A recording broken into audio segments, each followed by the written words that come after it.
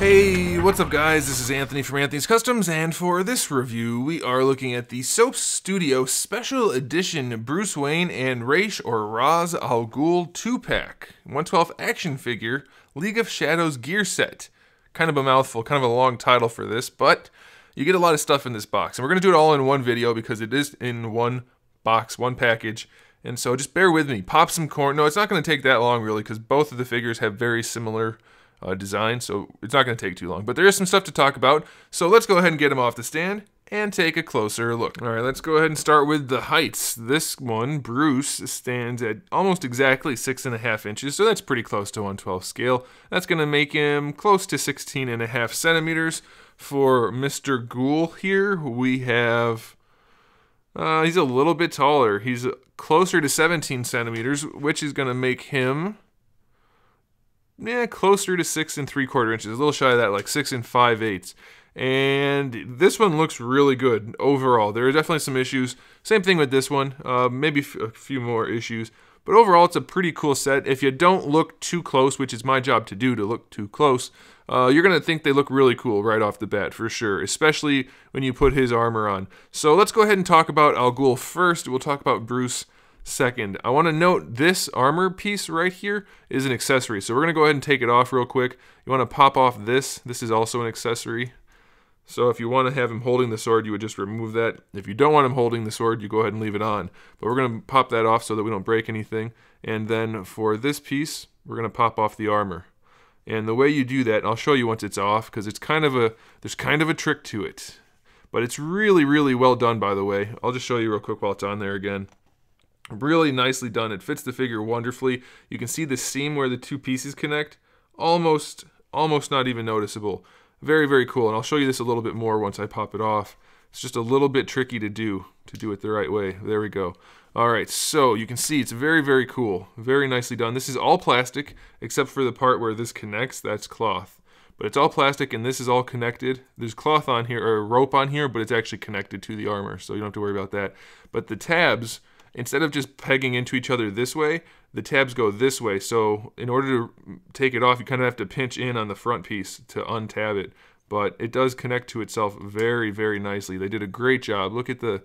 It's actually really well done. Very cool. These aren't as flexible as you might like, but the figure moves pretty well with them on there anyway. And they're just really nicely detailed. I don't know why. I'm very, very impressed with this armor. I guess it's just really well. It looks like little real armor, just small. So that's cool. That's one accessory. Let's go ahead and just talk about the other accessories for Mr. Ghul. We do have the two different heads. We have the Liam Neeson head, which is a pretty good likeness. The paint job's good enough. The hair paint job, I get what they were going for. It's definitely questionable. Having that kind of pinkish, not pink, but like skin tone colored hair at the bottom, I get it, but it's weird. If you don't look too close though, like if you just have it on your shelf and don't like stare at his head, it does have the right effect. Is a little bit weird. We do have an alternate head for him with the hood and face mask on there. A little weird looking. I would definitely stick with the Liam Neeson head, but you do have the option. We have a few different hands. We have the loose hands that come on him in the package, 2 fist hands and 2 gripping hands.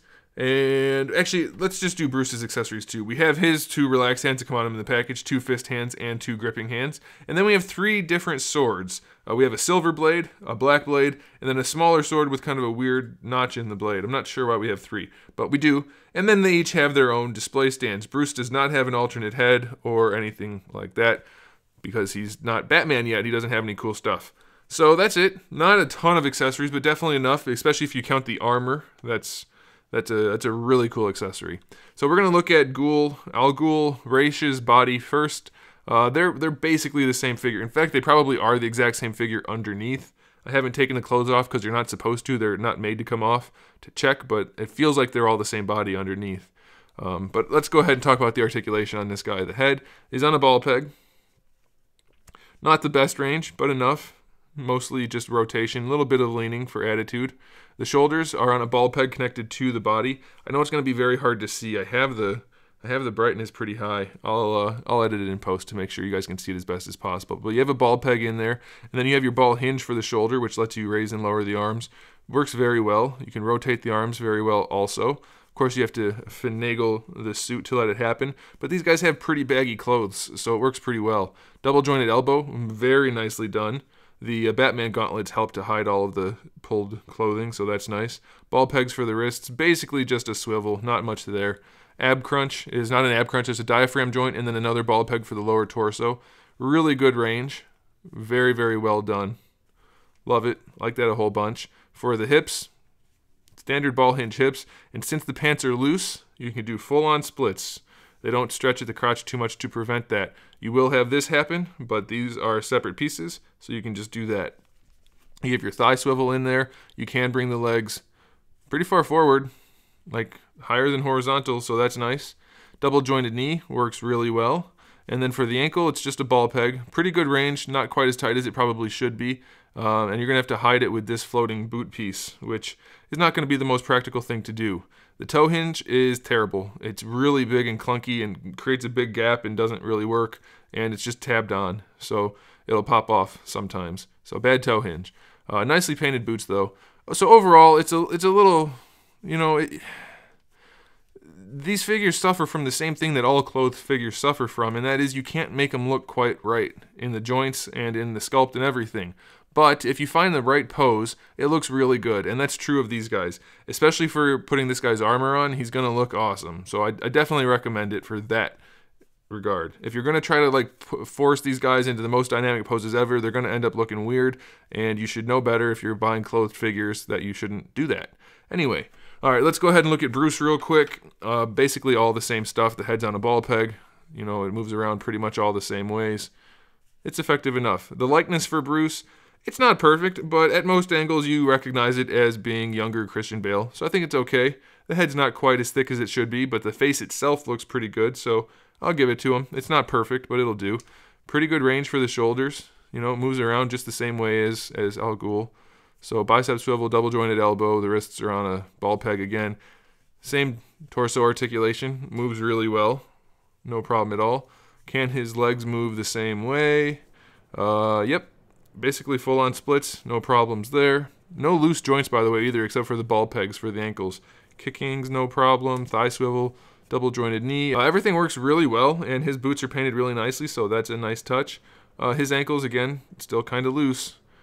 Toe joint's a little bit better on this guy. Not a ton, but a little bit. So yeah, it's a solid set. Again, I want to be clear, I'm not into this sort of thing personally. I subjectively just don't care for clothing on figures. It just doesn't look right to me. But I know a lot of you guys do like this stuff. And as far as I can tell, these are on par with all of the other ones that are out there. The clothed figures are going to always have some inherent problems. Luckily, these guys err on the side of being too skinny rather than too bulky, and the clothing is relatively well scaled in terms of the actual knit and weave, so I recommend it. As far as I can tell, these are good clothed figures, especially at this scale, and I love the fact that they don't look like sock puppets, so that's a huge bonus.